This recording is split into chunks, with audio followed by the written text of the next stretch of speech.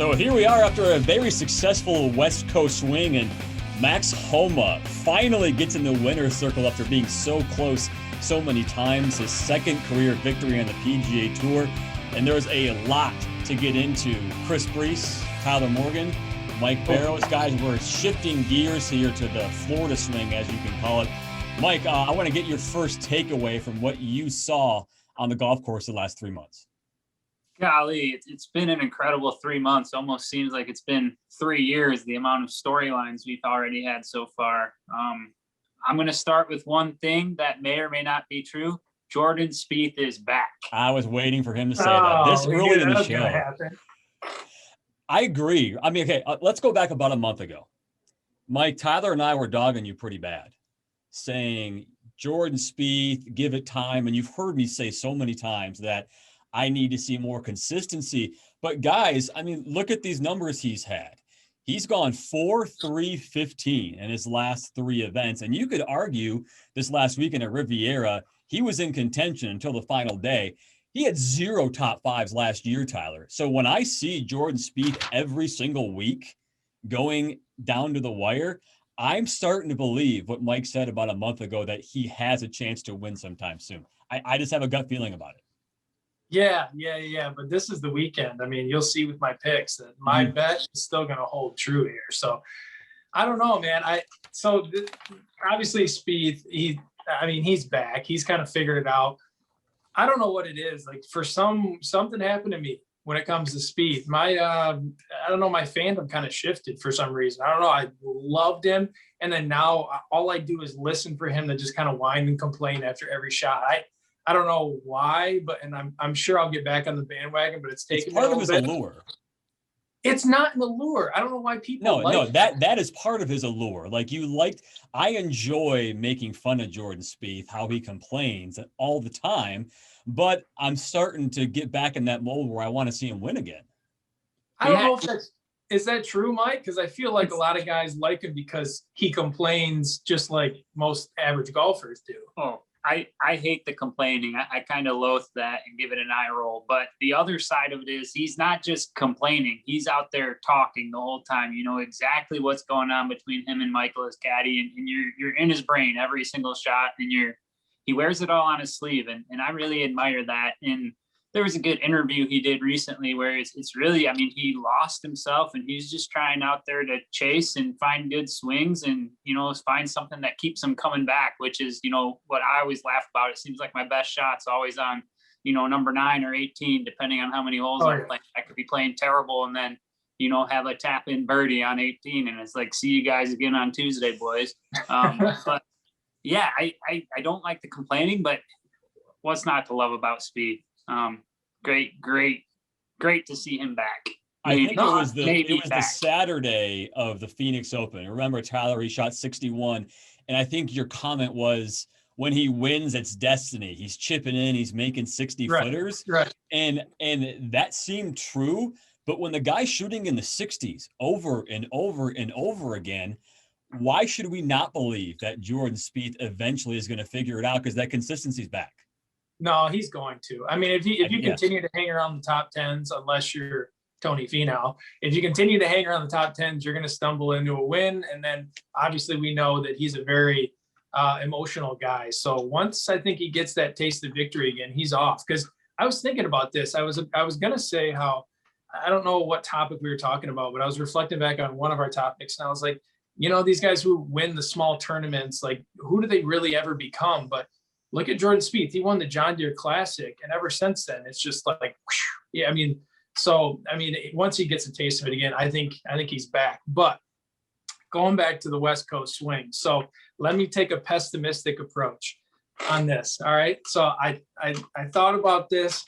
Now, obviously, all the storylines have been cool, and everyone likes it, right? But is that more enjoyable than what we became accustomed to the Tiger Woods days, the glory days, where every week we got to see someone dominate? I don't know.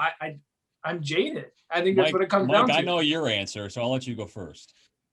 Well, I just think those days of one person being a dominant golfer is over. I don't want to see it. So much talent out there, and And yeah, I love what we're seeing every weekend where there's guys in contention and guys at the top falling back, and you have just this back and forth. It's just like, I'd rather watch an NBA game where there's 27 lead changes and it's tied up and it's who's going to hit that last shot.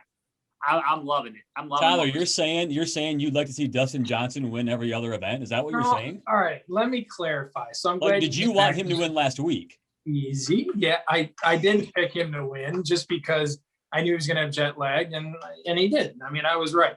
But this is what I'm saying. I think the problem I have is that if you come out and you're in the lead, I want to see you be able to finish. And I want to see all the other guys just chomping at your heels trying to catch up. All the tournaments we've had, it's because the leader has fallen back. And that's how, I mean, it's worked well for betting in the last day we do live bets. But it's also kind of like, I don't know. I don't like to sit there and be like, well, you know, who's going to fall back? Burns. Yep. Sure enough, Burns did. Who's going to fall back? You know, it's kind of like, I don't know if I like that as much. You know, it's not a fall back, Ty? Captain America. That's what see? I would like to see that. I would like to see what you're describing maybe every once in a while, maybe every month or 6 weeks or something like that. I have really been enjoying how everybody seems like they have a chance. And guys, I wrote this all down. Let's go to the last 365 days on the tour. Top 12 players in the world. I'm going to go down the entire list and listen to this. Last calendar year, Dustin Johnson's won 4 times. John Rahm has only won twice, not since August. Justin Thomas has won once, not since Overrated. August. Xander Schauffele has not won. I know your guys' thoughts on him. Tyrrell Hatton in America, PGA Tour, has not won since March. He's won once. Colin Morikawa has won twice, not since August. Patrick Cantlay, you guys love him. He's won once. Rory has won 0 times in the last 365 days. Webb Simpson once. Bryson DeChambeau twice. Patrick Reed twice. Brooks once, and it was his first win since 2019.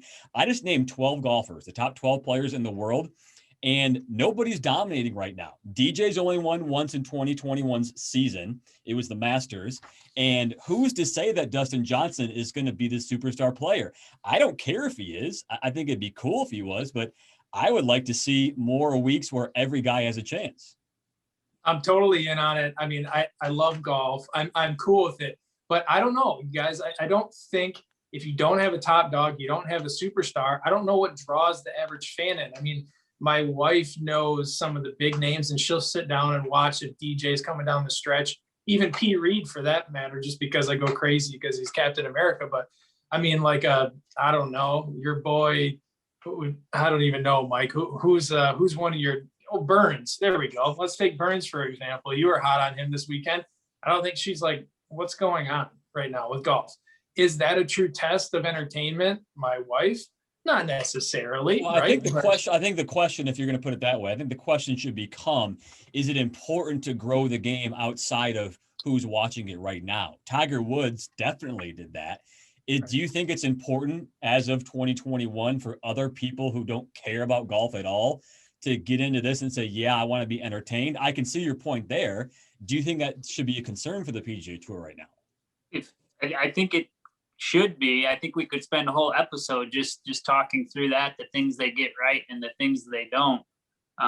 But at the same time, the golfers, it just plays out how it plays out, right? It's not like the NBA where there's game fixing and all of that stuff. Also a separate conversation. But yeah, it's I think it's fantastic. I think we'll see a couple of runaways though as we get into Florida. You guys, we've seen 19 events in this season, 19 different winners. Awesome. That's amazing. I mean, I'm all for it. And I think about two years ago in 2019, we had 14 first-time winners on the PGA Tour. There are so many guys who are competitive in these tournaments, and I love it. Tyler, you had mentioned Tony Finau because I want to go back to Tony Finau. I don't know if it's become pretty obvious that I'm a pretty big Tony Finau fan, Mike. I think the guy has what it takes to be a big-time winner. He just hasn't shown it yet. And since that win way back in 2016 at the Puerto Rico Open, 37 top 10s, 21 top 5s. Insane. 8 runner-ups. And Tyler, he's gone 4-2-2 in his last 3 events. So he could do one of 2 things, and you tell me what you think it's going to be. Tony Finau could become a massive star. Nobody's been more consistent than him. That's number 1. Or number 2, he could be that guy who says, oh, I can't win. I'm going to just sit back here and let it completely demoralize me. Kind of like a Sergio Garcia before he won the Masters. I'll jump in here. Go ahead, Ty. No, go ahead, Mike. It sounds like you're Tony. Chris, you said something. You think he has what it takes to be a big-time winner. What have you seen since he won the off-week Puerto Rico Open 5 years ago? That's a real tournament. So when I go to make picks, but folded. You're right.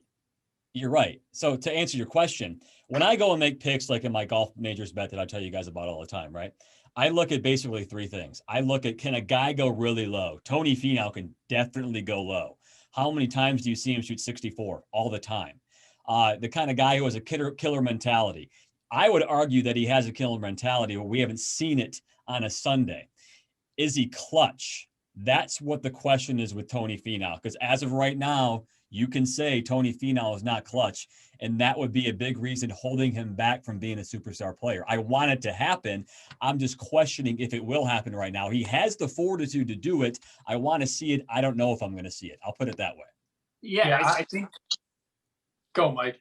I was going to say, this weekend, if he does win, it's going to be something like on Sunday where he's chasing the lead and the leader comes back. He played incredible on Sunday, but he had nothing to lose. The pressure wasn't on him. He wasn't sleeping with the 54-hole lead. So I don't know if it's a mindset thing, but sure, he played great golf, but then it got into the playoff and he missed that putt on the first playoff hole.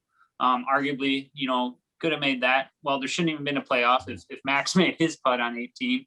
But then, yeah, he kind of, left a bad shot out there on the second playoff hole, and that was history. So I got to see something else from Tony on a Sunday to make me think he can win on tour.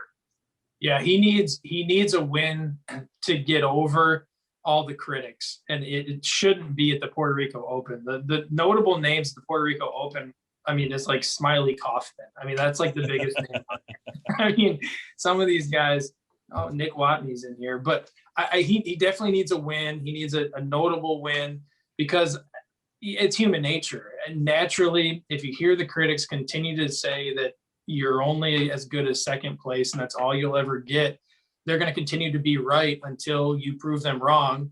And then once you prove them wrong, then you just got to put that out of your mind. You got to continue to get better and you got to try to win more tournaments. And I just don't think he has the killer instinct. I mean, you got a guy on the first playoff hole who just missed what was a 3.5 foot. He missed a 3.5 footer on 18, and then his ball on the first playoff hole. He said, "Oh, this is over.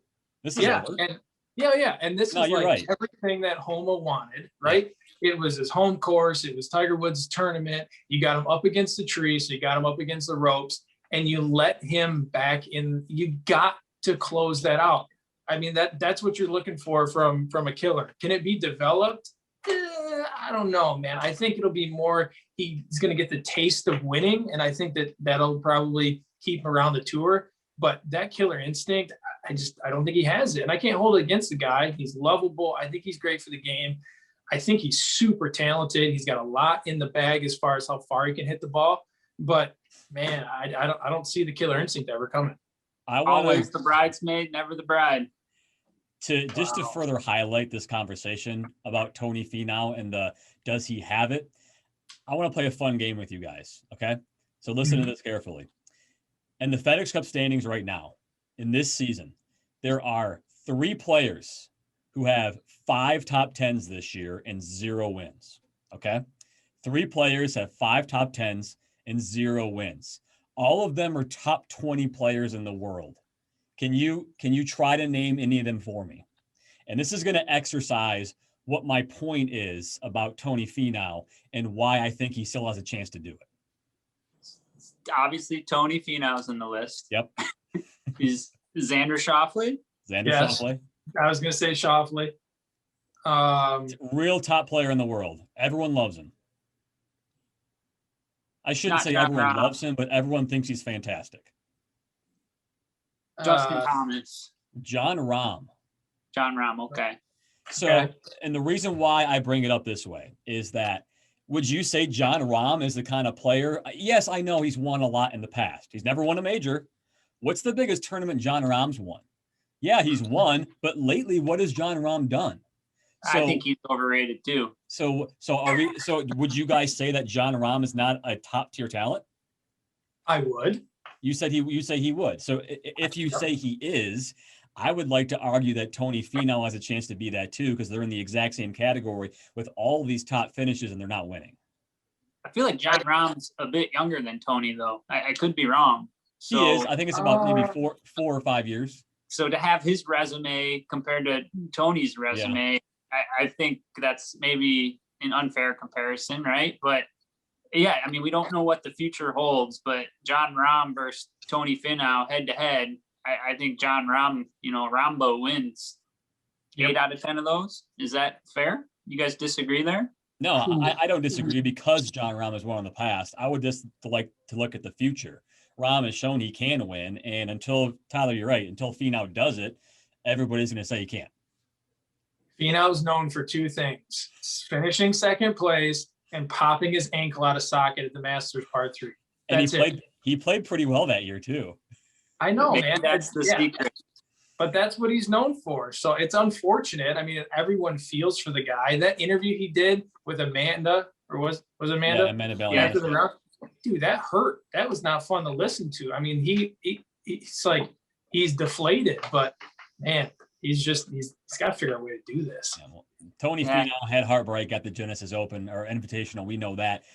To this coming weekend of the WGC Workday Championship. And guys, big changes to this because it's now in Bradenton, Florida at the Concessions Golf Club, moved from Mexico City because of COVID-19 and international travel.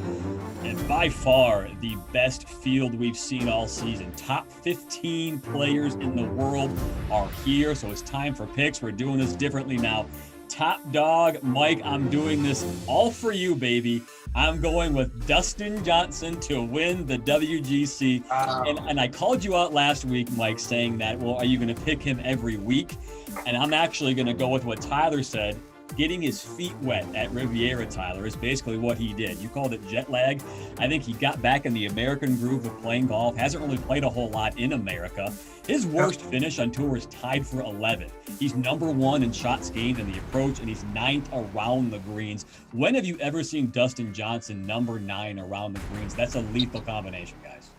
It really is. And, he faltered a little Sunday. Tyler says it's jet lag. I just think maybe, lack of focus, and he was maybe licking his chops and counting his chickens before they hatched, thinking St. Burns would come back, but he just didn't put it together Sunday. But yeah, he was in the mix. I don't like the pick there, Chris, but I do like the pick, but I'm going to go with Rambo as, beating out DJ this weekend. Jon Rahm. Tyler? Yeah, Rahm, good pick. Had him last week, actually. He's playing pretty well. He actually hasn't played a ton this calendar year, but I think it's a good pick. But I'm actually going a different direction than all of you. Mike, you might pick up a trend here with my picks that I got for this week. I'm going with our boy Xander. I think. Yeah, buddy. Yeah, guys. I think Tyler's just going to be giving me triggers here over the next 5 minutes. like when I was texting you guys on Thursday morning that Patrick Cantlay was going to win just because he was 4 under in 4th place. Yeah, everyone starts to laugh at me for that one. All right, how about best value? We're picking to win, not to get 2nd place, right? To win, yeah. So there you go. There's a I didn't say Finau. Yeah, picking to win. All right. Best value pick, somebody middle of the pack on the betting odds who could really come up and win this thing. Guys, at 6,600 plus 6,600, Cameron Smith finished 4th place last week. He has 3 top 5s in 2020 alone. He won the Sony Open last year. He has that killer mentality, and he's an Australian player, and they play the exact type of greens and fairways that Florida Bermuda does. Cameron Smith, I think whether it's this week or it's the next month and a half on this Florida swing, Mike, a guy to pick and to watch. Best value. Man, if he wins, is he going to start wearing a ponytail, maybe get a haircut? I mean, that guy. Man. He said his girlfriend, his parents, and his friends all hate it, but he loves it. So, hey, the guy's doing him. Do your thing, man. I hope he does get a victory soon. I like the way he golfs. Reminds me a lot of myself. He's both very understanding. Could have said I really like Webb Simpson. Okay. I'm not sure if this is the tournament, but I think he's got one in him soon. The dude has been solid in top 10s. He might actually be in your stat earlier of top 10s this year without a win. I'm not sure on that though. He had one win. Okay, he did have one already. Okay. No, not in this season, but he's had one in the last 365. Calendar year. Yeah. Okay. Well, he's going to get another one this weekend if John Rahm doesn't. Yeah, pretty good pick, Mike. Not gonna lie. Webb Simpson's a little bit of a sleeper, but with this strong of a field, this late in, I can't say late in the season, but now that we've kind of gotten in the swing of things and we've had some good competitive golf, I don't think he's got the firepower. So you'll lose that bet for sure. Now, when it came to my pick here, I was bouncing around, guys. Loaded field, like you said, Chris. I had an inkling towards Rory. I feel like we're back in Florida. Isn't it sad that he's a value pick and how low he's gotten? Guys, he hasn't won in almost a year. I know. But I feel like he's going to come out of it. But here's the deal. I didn't go with him, right? Brooks is even around. Brooks probably he's a good competitor, but my boy Bryson is definitely going to bring it to the table. So Bryson is my value pick. I think he is. I think he's going to get it done this weekend. Missed the cut last week, by the way. Yeah, as did Rory. I like Rory a heck of a lot better than Bryson. That was one of my takeaways from the West Coast swing is Bryson. Yeah. We're surprised you didn't pick Berger, Mike. Berger was out there. I love me some Berger. We're picking a lot of big name players who some of them have fallen off the map. How about this for a long shot? Because this guy kind of has fallen down. Plus 12,500. You guys, Mark Leishman has fallen that low on the PGA Tour. He had said in the past that the COVID-19 restart really got to him. He was tied for 4th at the Sony Open this year. But look at this, 16 of his 19 rounds on tour this season, Tyler, have been under par. In his worst round he has shot has been 73. The guy has been playing decent golf. He's not shooting poorly. He's just been middle of the pack, and a guy who's won in the past a lot of times, eventually he could figure it out. I think he's a very good long shot. Yeah, from a long shot standpoint, for sure. Chris, you go so deep in these long shots and these values that I can't even get that deep down in the page to even get there. Yeah, but Mark Leishman's a legit player for plus 12,500.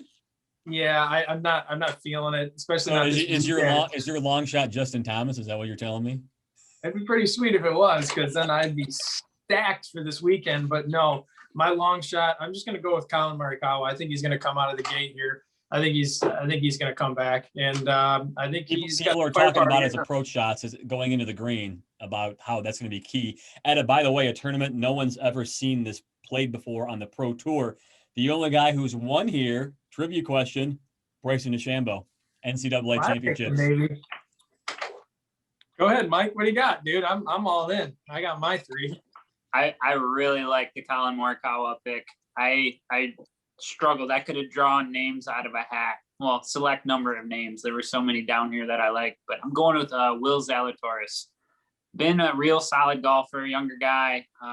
He's got some top 10s. I didn't really look up the stats, but I just know I've seen his name on the leaderboard a lot. Seems hungry. Maybe this is the week he gets it done.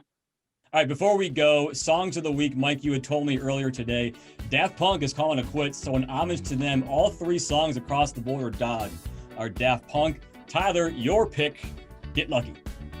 Yeah, I it's a good smooth jam. I mean, everyone brings everyone to the dance floor. Maybe it's a little wedding thing going on, which you don't think about when you're golfing. But anyway, I think it's a great jam. It's unfortunate to see these guys leave. They've been in the game for a long time. I mean, they are traditional from a digital standpoint. They got my love. I'm interested. I don't know if you guys heard, but I don't know why they quit. I heard some funny rumors, but that's about it. But yeah, Get Lucky. It's just a good smooth jam. It's got Pharrell on it. Good song to play on the course for sure. I had no idea half their songs were done by them. That's how long they've been popular. I was like, whoa, Daft Punk did this, Daft Punk did that. Oh yeah. They've been around for a minute. I mean, I'm kind of sitting here scrolling. Some of the songs we could go all day on their playlist. Yeah, Around the World is the one I'm throwing in there. That's like the first one I remember being probably not even a teenager quite yet. And, you know, seeing the girls in the synchronized swimming outfits, and then the skeletons, and then the robots. I mean, Daft Punk, I don't think there'd be Deadmau5 and cool costumes for these DJs if there wasn't Daft Punk. So there you go. Well, whatever it is, Daft Punk will always be on playlists anytime you're on the golf course. Guys, another successful episode of Find the Fairway podcast. We will do it one more time next week and the week after that. See what you did there. See you, boys. One more time.